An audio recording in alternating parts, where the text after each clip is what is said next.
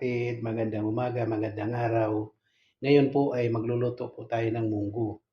At yung munggo po nandito na po, ayan po, pinakukuluan na po natin. Ayan, nakukulan po natin yung ating munggo.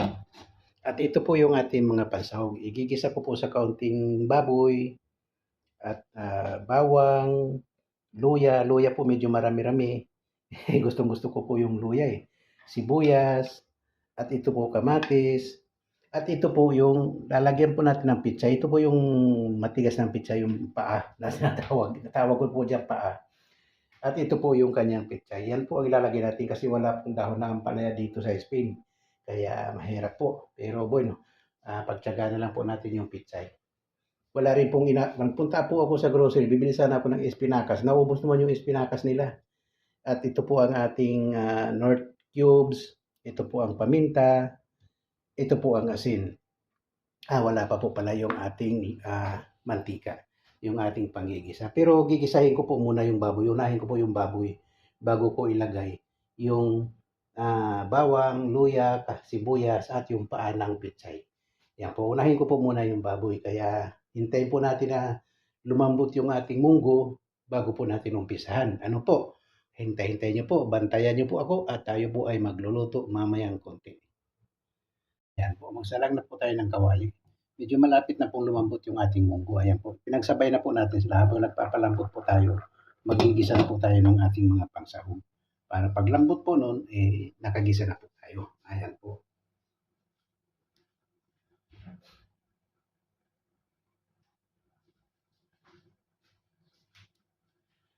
Ayan po, maglagay na po tayo ng mantika.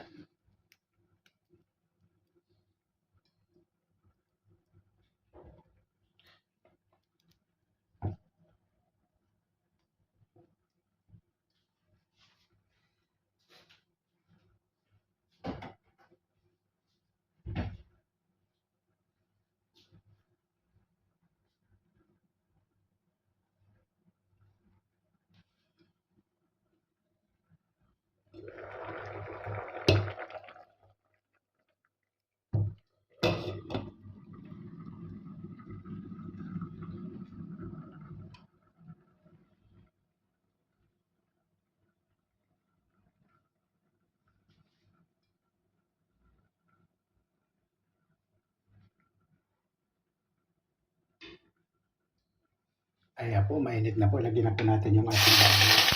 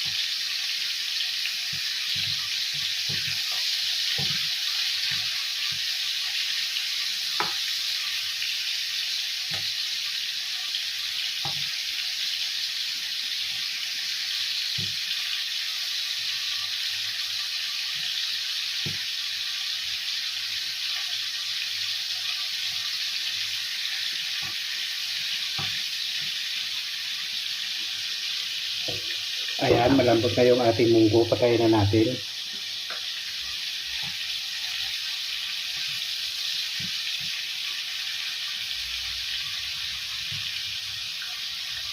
Kasi po pagka ang munggo masyadong malambot, eh parang sabaw na lang po ang kinakain natin. Kaya tatayin po muna natin siya. Ilagay po natin dito, palamigin po natin.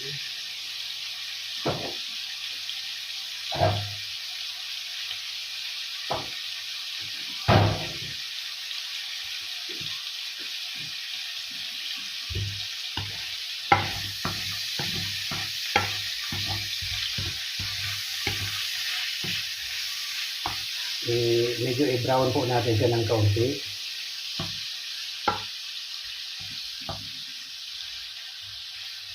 Kaunting baboy lang po nilagay natin. Kasi po, hindi naman po baboy ang lulutuin natin kung di munggo. Pansahog lang po ito, pampalasa lang po ba.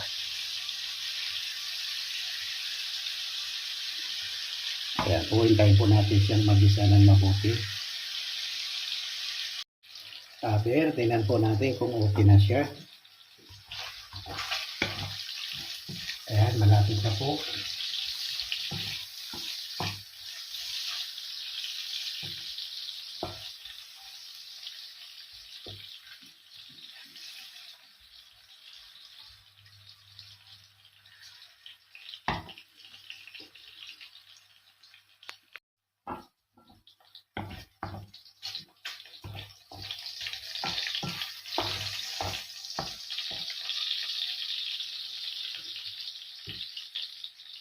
Tanggalin po muna natin siya para natin maigisa po natin yung ating mga sibuyas. Ayan.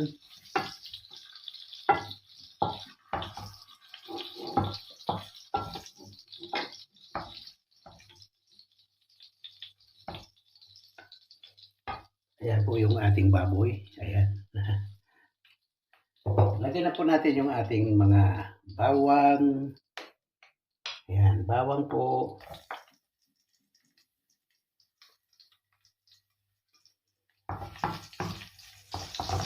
Sabay na po natin yung ating luya.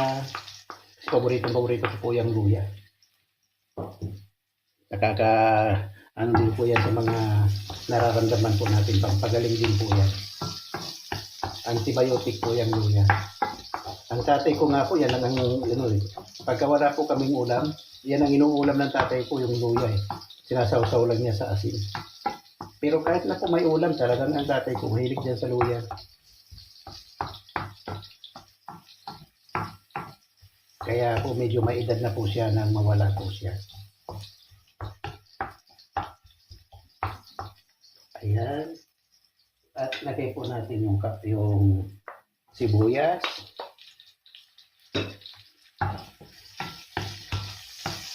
Ang bango.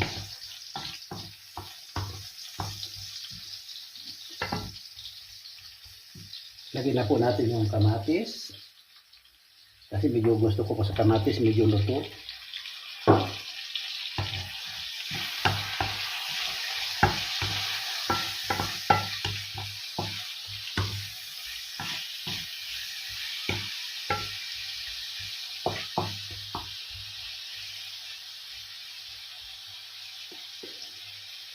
At ilagay na po natin yung paa ng pitsay.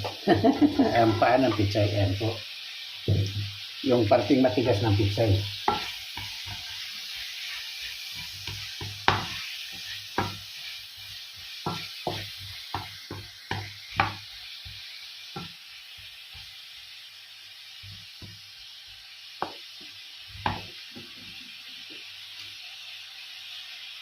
At lagyan na po natin siya ng kaunting asin para po yung katas lumabas na po. Ayan. Mamaya na po talaga natin sa timplahan ng tamang timpla. Ngayon po yung asin po na yun, pampakatas lang po yun. Ibig sabihin para maglabas po sila ng hugo. Para po yung, ibig sabihin ng hugo po, yung katas ng yung mga pansaw po natin na yan, lumabas po papunta sa sabaw bago po natin siya talaga sabawan ng tubig. Ayan po.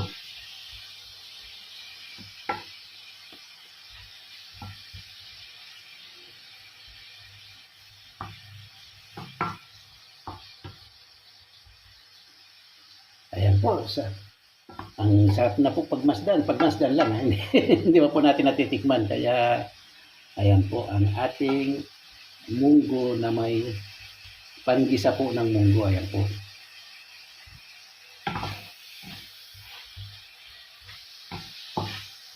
Ayan po, medyo natutuyo na po siya. Kaya lagyan na po natin siya ng kaunting sabaw. Pero mamaya na rin po natin siya talagang damihan ng sabaw. Ilagay na po pala natin yung ating baboy. Ayan po. Ilagay na po natin. Ayan.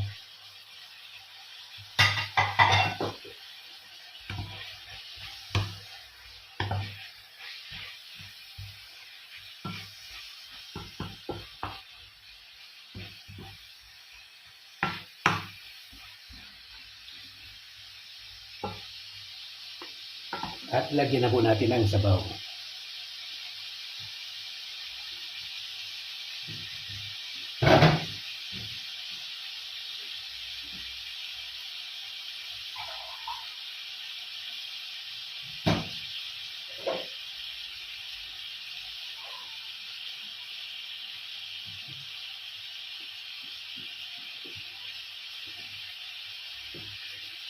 Isang baso, dalawang baso. Aber, kulang pa yata kasi marami-rami po yung munggo.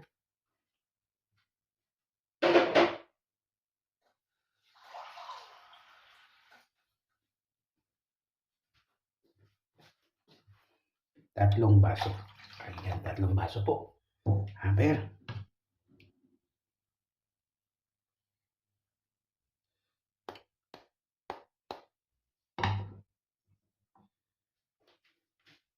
Ilagay na po natin yung ating North chicken cubes.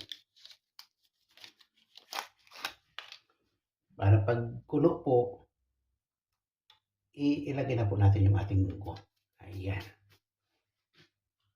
Tatakpan po natin siya para kumulo. Ayan po, mamaya-maya po, bantayan po ninyo ako at gagawin po natin kung ano pang mga kulang. Ayan po.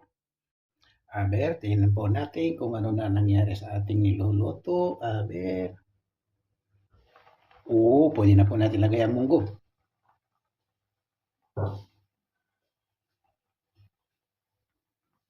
Ayan po, lagyan na po natin ang munggo. Patagay ko, tama lang yung ating sabaw.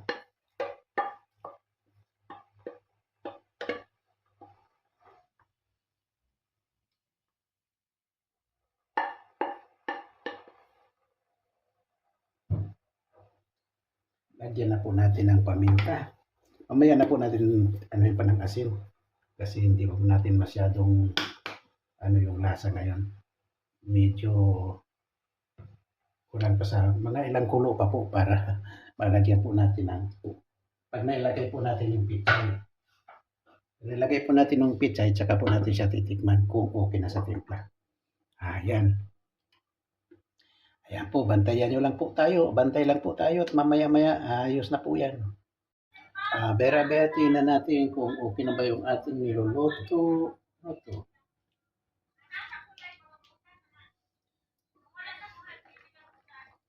Uy, mukhang okay na. Mukhang kulang sa sabaw Pero okay. Lagay na po natin yung ating pitsay. Ayan po, lagay na po natin.